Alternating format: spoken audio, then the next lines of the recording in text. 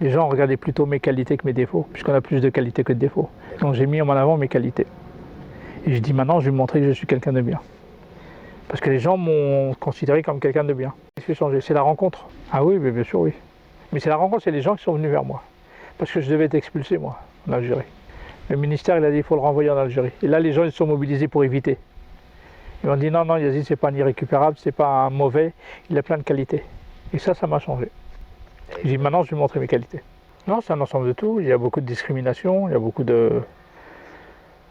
On considère les gens comme des mauvais. Là. On parle toujours mal des Arabes, des Noirs, des musulmans. Et forcément, les jeunes le vivent très mal, quoi. Vous voyez, c'est une forme de vengeance.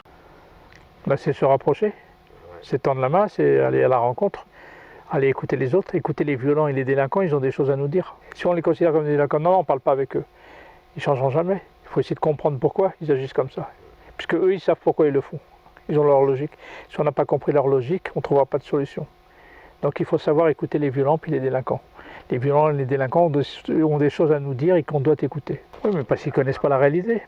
Mais parce qu'ils n'y connaissent rien, ils sont ignorants. Parce que ces gens-là sont discriminants, sont racistes, sont ignorants. Ah bah ça existe de tous les côtés. Ça existe partout, bien sûr. Il n'y a pas de plus virulent, il faut que chacun fasse un effort d'aller vers l'autre. Bah, il faut le faire. Bah, moi, c'est ce que je fais moi dans mon travail. Quand je viens avec mon camion, je recrée des rencontres entre les uns et les autres. Bah oui, je les vois, ils sont ensemble, ils parlent ensemble. Et avant, ils ne se parlaient pas. Rien que ça, on a gagné. Il faut provoquer les rencontres. Ça dépend, il y a une grande partie des personnes qui sont pour la diversité, qui communiquent facilement, puis il y a toute une moitié très discriminants, racistes, avec des discours comme au temps des colonies, quoi. Bien sûr, oui, il y en a. Oui, ça a toujours existé, quoi. Il y en a toujours eu, je crois. Il y en a peut-être un peu plus aujourd'hui. Je ne sais pas s'il y en a plus aujourd'hui qu'hier. En tout cas, les gens sont plus enfermés entre eux qu'avant. Avant, il y avait plus de mixité. Aujourd'hui, chacun vit là à côté, en face de. Bah, il y a eu le 11 septembre, il y a eu Ben Laden, il y a le GIA, il y a Daesh, il y a tout ça qui a donné une image de peur sur l'islam, quoi. Bien sûr, il y a aussi ça, quoi. Donc ça s'est rajouté, mais c'est aussi la crise. Quand il y a du travail pour tout le monde, quand tout le monde va bien et tout ça, il n'y a pas de bouc émissaire. Quand la situation est en crise, on va chercher des boucs émissaires. Et c'est plus facile de dire c'est les étrangers, c'est les noirs, c'est les musulmans, des choses comme ça, quoi. Parce qu'on est en situation de crise. Avant, il y avait le plein emploi. On n'y pensait pas, tout le monde travaillait. Tout le monde avait son salaire, tout le monde avait ses petites vies. Mais dans les moments donnés où il y a beaucoup de chômage, où beaucoup de situations difficiles, où il y a la crise, et ben là, tout le monde est à la recherche d'un bouc émissaire. Chacun va accuser les autres, c'est plus facile. Non, je suis les deux. Je suis autant français que algérien. Je ne suis pas l'un sans l'autre. Je ne suis pas d'origine. Origine, c'est comme si on n'y était plus. Non, je suis algérien et français. Deux, c'est très important et c'est ça qui fait la richesse en même temps. Sinon, si on est là, on ne sait pas ce qu'on est, tout ça, on n'est pas bien en même temps. La fierté, c'est d'être les deux, quoi. Je suis autant algérien que français, 50%. Et je vis très bien en France. Je suis chez moi, mais je sais qu'il y a plein de gens qui sont discriminants, qui ne nous aiment pas. Je l'accepte.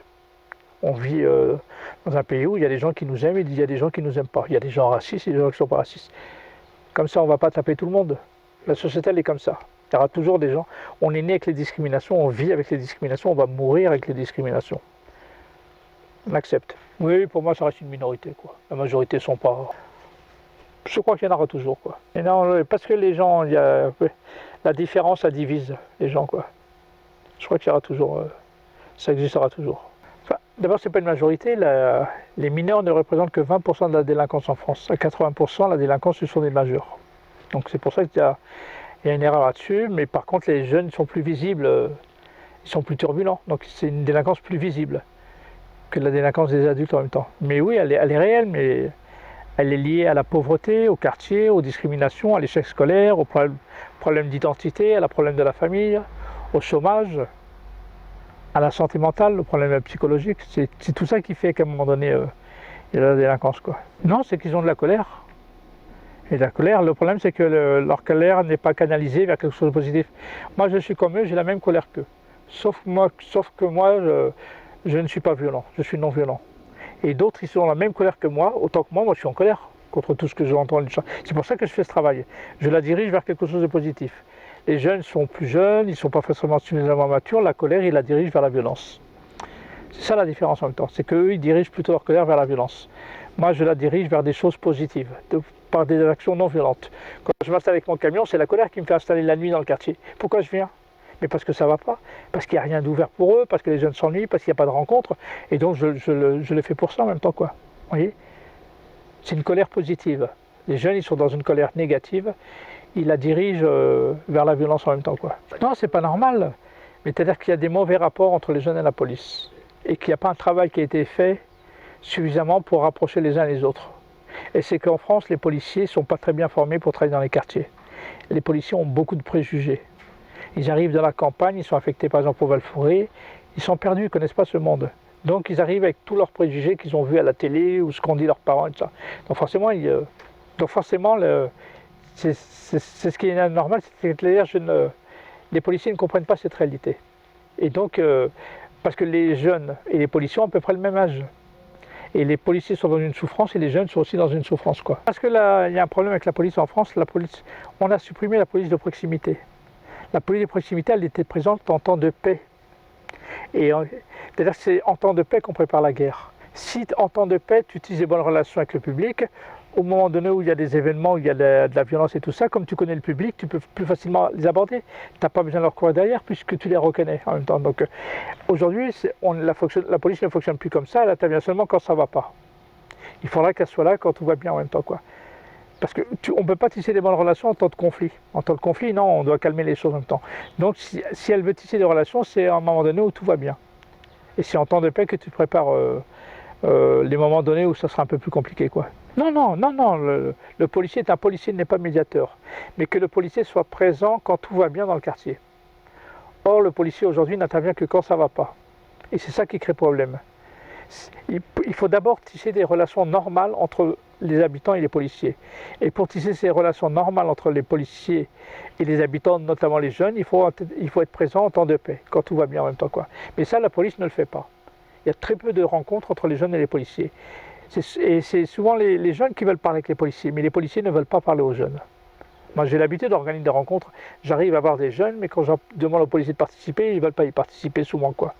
Donc, on a un problème avec la police en France. On a un problème avec eux. Ils sont pas... Non, la police est un service public. Service public. Un service au public. On a pas l'impression que c'est ça, quoi. Les policiers sont des gardiens de la paix. Donc ils ne sont pas là pour faire la guerre, ils doivent intervenir quand ça ne va pas. Donc il faut qu'ils... Gardien de la paix, c'est que ça reste en paix. Donc pour faire gardien de la paix, il faut être là au moment donné où il y a la paix. Et tu tisses des relations. C'est plus facile en même temps, quoi. Les policiers le disent eux-mêmes. On est en difficulté dans les quartiers. Nous aussi on a peur. Nous aussi on ne sait pas faire. Nous aussi on est en souffrance. C'est la souffrance des jeunes contre la souffrance des policiers. Ils se connaissent, mais ils ne se comprennent pas l'un et l'autre. Donc il faut d'abord qu'ils se comprennent. Et donc pour ça, il faut améliorer la formation des policiers et il faut organiser davantage de rencontres entre les jeunes et les policiers. Et les jeunes ont aussi plein d'idées pour améliorer la police. Il n'y a pas que les policiers qui ont des idées pour améliorer les rapports jeunes-police. Il faut écouter les jeunes, ils ont plein d'idées, mais on n'écoute jamais cette parole-là. Donc il faut écouter tout le monde pour trouver des solutions. Je ne sais pas ce que ça veut dire, moi, la diversité culturelle. C'est quoi la diversité culturelle, quoi? Non, je ne sais pas. Diversité culturelle, c'est d'écouter toutes les différentes cultures, c'est d'être tolérant, c'est d'aller vers l'autre, c'est dans l'empathie. En même temps, se mettre un petit peu à la place de l'autre, c'est apprécier la culture, ça permet de se rapprocher les uns les autres. Donc l'important, c'est de s'ouvrir aux autres cultures en même temps. Et c'est ça qui est vachement important. C'est-à-dire que la diversité culturelle, ça peut être un facilitateur de rapprochement entre les mondes qui se séparent de plus en plus en même temps, quoi. C'est ce qui peut créer le trait d'union entre les uns et les autres en même temps, quoi. D'ailleurs, elle existe, elle est là, il y a quelques blocages et des choses comme ça, mais il faut continuer, c'est-à-dire qu'au bout d'un moment, quand il n'y a plus rien, il reste la culture. La culture, c'est toujours la dernière chose qui reste. La culture permet de nous rapprocher les uns les autres. Et ça, c'est très très important en même temps. La culture, on voit, c'est comme au stade, tout le monde est mélangé. Quand il y a de la diversité culturelle, ça rapproche les uns les autres et ça permet de recréer du vivre ensemble, quoi. Améliorer le vivre ensemble. Oui, mais parce qu'il y a une partie de la population française qui a un discours de guerre, qui a un discours très dur, qui est discriminant, qui est raciste, qui commet des délits, puisque c'est un racisme, c'est un délit, qui veulent la guerre, il y a tout ça, bien sûr, il y a toute une partie de la population comme ça. Et il y en a même qui ont le pouvoir et qui ont ce discours-là en même temps, quoi. Ce qui nous rassure, c'est que tout le monde n'est pas comme ça. On ne peut pas généraliser, mais il y a quand même un groupe nombreux en même temps de personnes qui sont pour ça en même temps, quoi. Non, mais ils ont du poids, bien sûr, du poids. Mais parce que c'est la minorité qui fait du bruit en même temps. Parce que la majorité qui se comporte très bien est silencieuse et tout se passe très bien. C'est-à-dire on regarde seulement quand il y a des problèmes, c'est ça qui remonte, mais la plupart du temps il n'y a pas de problème. Il y a plein de choses qui fonctionnent très bien en même temps. Donc, ouais, parce qu'à chaque fois en France on le met en avant. Par exemple, ce qui vient de se passer à Rouen, le Guinéen qui vient de se faire tuer, on dit c'était pendant l'Algérie, ben viens on va apprendre c'est un Turc le mec. Et ils n'arrêtaient pas de dire c'est des Algériens. C'est pendant, non, la personne, elle était identifiée, c'est un Turc. Vous voyez, au départ on dit toujours une connerie, puis à la fin ils s'aperçoivent que c'est pas ça. C'est comme les émeutes qu'il y a eu en demi-finale, c'est pas forcément que c'est des supporters. Il y a des gens qui profitent, qu'il y a plein de monde, il y a du monde, il y a la foule et tout ça pour commettre des délits. Il y en aura toujours des trucs comme ça en même temps. Et il ne faut pas dire que ça fait partie des... C'est pas les supporters qui ont fait ça en même temps. Et les gilets jaunes, c'est la même chose, on va dire. C'est pas forcément les gilets jaunes qui ont cassé les choses. Le problème, c'est qu'on fait rapidement une conclusion. Avant l'enquête, on fait des conclusions. C'est ça qui n'est pas normal en même temps, quoi. Et vous voyez, mais ça c'est tous les... À chaque fois qu'il arrive quelque chose, c'est tous les racistes qui se mettent en avant, ils disent, regardez, c'est-à-dire il leur faut des boucs émissaires, il leur faut des preuves. Et dès qu'il y a un événement, ils attendent qu'il y ait une preuve, ils disent, voilà, regardez ce qu'ils ont fait. Et comme ça, ils vont argumenter. Et après, il y a des grands débats à la télé, avec des sociologues et des choses comme ça, des experts, et ils parlent tous de ça en même temps. Puis après, ils s'aperçoivent qu'ils se sont trompés. En fin de compte, ça ne s'est pas passé comme ça. Vous voyez, donc, il y en a qui profitent des événements pour se mettre en avant à ce moment-là. Bien sûr. Ah oui, sûr, bah oui, bien sûr, ils font mal à tout le monde, quoi. Ça alimente la suspicion, ça alimente les discriminations et des choses comme ça, donc ouais. Moi, je reste optimiste quand même, parce que l'avenir, je le vois quand je vais dans les universités, il y a de plus en plus des gens issus des quartiers, de la diversité, des choses comme ça, et donc, et tout cela vont occuper des postes, donc au fur et à mesure, il y aura des gens qui auront le savoir, parce qu'il y avait beaucoup d'ignorance dans le passé, qui vont avoir le savoir, qui vont faire bouger les choses, qui vont faire de la politique, qui vont être chefs d'entreprise, qui vont être enseignants, qui vont être ça. Donc d'un côté, je le vois d'un côté optimiste. De l'autre côté, le côté, c'est les difficultés, c'est le travail avec tous les pays autour encore. Il y a des pays riches, il y a des pays pauvres, et les pauvres viendront toujours dans les pays riches, c'est tout à fait normal, on a du mal à vivre ensemble au niveau mondial en même temps. Donc, et là, je vois qu'il y aura toujours des difficultés en même temps, quoi. On sera toujours à la recherche d'un bouc émissaire, on va toujours accuser les autres, il y a toujours une question de pouvoir, et les pouvoirs, ils vont écraser les pauvres, et puis j'ai toujours peur du repli communautaire, que chacun se replie, s'enferme dans sa communauté, et qu'on a un discours après contre les autres. Ça, il y a aussi un danger, mais moi je reste optimiste parce que de plus en plus les gens ont le savoir. Vous voyez, il y a toujours des gens qui disent, mais c'est ça qui crée la différence, le fait qu'on sépare les mondes des uns. Les gens du centre-ville ont un discours très dur contre le Val-Fouré, et donc les gens du Val-Fouré ont un discours, vous voyez, c'est ça, c'est pour ça que je dis que la radicalisation est de part et d'autre. C'est pour ça que on a intérêt à provoquer la rencontre pour se connaître pour se respecter pour vivre ensemble. Et c'est ça qui est vachement important. Il faut qu'on soit les provocateurs de rencontres, il faut qu'on va vers les autres en même temps, si on veut éviter la guerre. La guerre, c'est qu'on se sépare les uns les autres et qu'on alimente un discours sur les autres.